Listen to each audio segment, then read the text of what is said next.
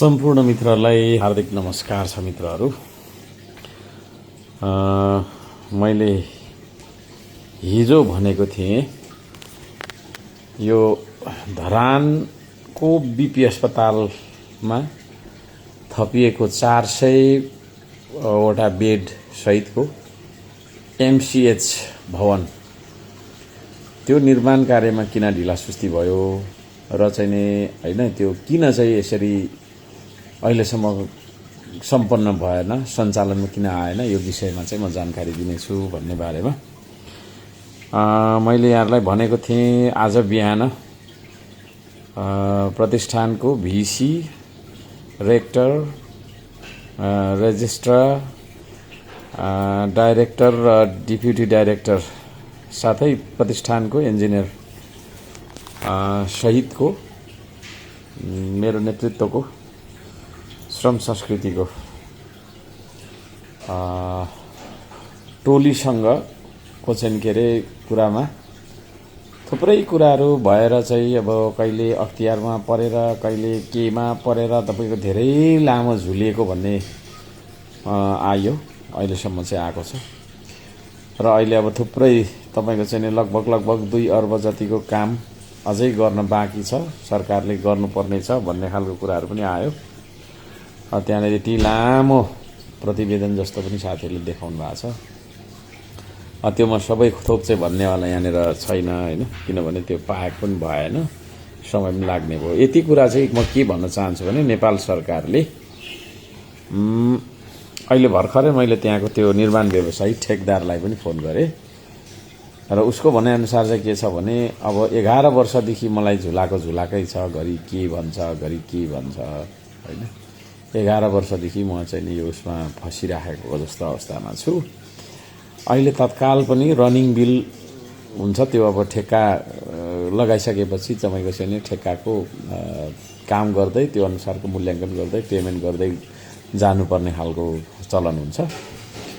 त्यो अनुसार चाहिँ अहिले भर्खरै पनि उसले चाहिँ पाउनुपर्ने हैन बिल चाहिँ 10 करोड बराबरको हैन, त्यसकै आसपासको बिल चाहिँ उसले पाउनुपर्ने रहेछ। र त्यो पैसा मैले पाएको भए अरू कामहरू पनि म छिटै गरेर 2-3 महिनामा सकेर जान्थेँ। लु न मलाई चाहिँ नि एकदम गर्नु पर्यो भन्ने खालको बिलौना पनि गरिराखेको अवस्था छ। र म नेपाल सरकारलाई भन्न चाहन्छु यो खालको काम हैन गर्नु हुँदैन। अब यो सदनमा पनि कुराहरू यस्तोहरू उठ्छ हैन। अहिले नै पनि मैले जानकारी गराइरहेको छु। अब बीपी अस्पतालको त्यो चाहिँ नि तपाईको 400 वटा बेड संख्या सहितको त्यो भवन जुन एमसीएच भवन बन्दैछ त्यसमा चाहिँ अब विभिन्न खालका त्यसमा प्रसूतिको कुरा भयो, क्यान्सरको कुराहरू के उपचार गर्ने भन्ने छ। अब सबभन्दा बिजोग चाहिँ अहिले के छ भने तपाईको त्यो प्रसूतिको हैन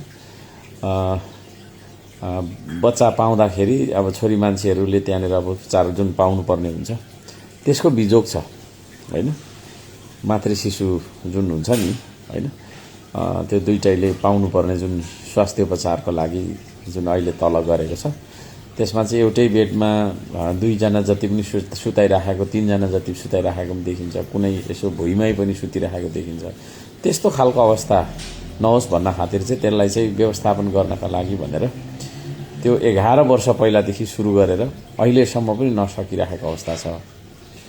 र त्यसतर्फ तुरुन्त नेपाल सरकारले सम्बन्धित तपाईको चाहिँ मन्त्रालयले ध्यान दिनुपर्छ र सम्बन्धित निकायले तुरुन्त त्यो ठेकदारलाई पनि तपाईको त्यसरी हामीले झुलाउनु हुँदैन। उसको पनि तपाईको चाहिँ के अरे हैन पैसा भन्ने कुरा त्यतिकै आउँदैन, उसले पनि काम गर्छ, त्यो अनुसारको ऋणपान पनि गरेर कतिले गरिरहेको हुन्छ। अब हुन त त्यो ठुल्ठुलो ठेकदारहरू होलान् तिनीहरू, तर पनि उसले पाउनुपर्ने के अरे पैसा चाहिँ पाउनु पर्यो। उसले पाउनुपर्ने पैसा पाइसकेपछि उसले फेरि नेक्स्ट काम गर्छ। त्यसो हुँदै हुँदै उसले चाहिँ तपाईको के हो त भन्दाखेरि काम गर्दै मूल्याङ्कन गर्दै पैसा पाउँदै काम गर्दै मूल्याङ्कन गर्दै यसरी चाहिँ तपाईको हैन किस्ताबन्दी हिसाबले जुन पाउनुपर्ने पेमेन्ट यसरी रोकिदिइसकेपछि हैन अब महिना तपाईको झन्डै 1 वर्ष भन्दा प्लसमा यसरी पैसा रोकिदिइसकेपछि त्यो काम पनि त्यहाँनिर तपाईको अलपत्र परिरहेको छ। त्यसतर्फ ध्यान जाओस् है। अब मैले तपाईको चाहिँ के अरे अब पछाकै गर्नुपर्ने बेलाहरू आयो। थुप्रै छ बाटाहरू पुलहरू त्यसरी चाहिँ तपाईँको होइन अलपत्रै बनाएर भाग्नेहरू थुप्रै छन् खोजेकै छु म अब खोज्छु होइन र दबाब दिनुपर्ने ठाउँमा हाम्रो रहन्छ ठिक बनाउनुपर्छ र अहिले कुरा बुझ्दा चाहिँ अब ठेकदार पनि साइटमै रहेछ त्यो एमसिएचको यही साइटमै रहेछ अब ठेकदार भागेर कता लापत्ता भएको पनि होइन ठेकदारले चाहिँ काम गर्न खोजेको तर सरकारले पैसा नदिएको बिना पैसाको योजना होइन ल्याउनु पनि हुँदैन सरकारले पैसा हुनु पर्यो नि त ठेकदार आउँदाखेरि ठेकदारसँग भाग्नुपर्ने यही भएर पनि ठेकदारले हामीले हेपिराखेको हुन्छ त्यसतर्फ ध्यान जाओस् सम्बन्धित निकाय यति भन्न चाहन्छु